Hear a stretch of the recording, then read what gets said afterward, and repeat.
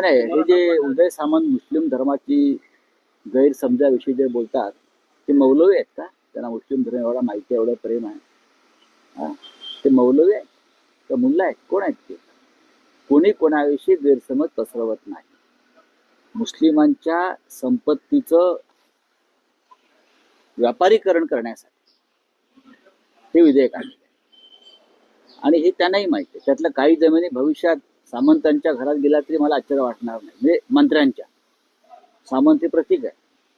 प्रत्येकाचं लक्ष या वक्फ बोर्डाच्या महत्वाच्या जमिनी आणि संपत्तीवरच आहे आणि म्हणून या सगळ्यांनी त्या बिलाला पाठिंबा दिला. हे तुम्हाला भविष्यामध्ये कळणार. अमित शहांच्या भाषणामध्ये हे वारंवार आलेलं आहे, आम्ही जमिनी विकू. त्याला घटनेचा आधारच नाही जमिनी विकण्याला. अशा प्रकारे जमिनी विकू असं ते म्हणतायत. कोणासाठी जमिनी विकू? कोण घेणार?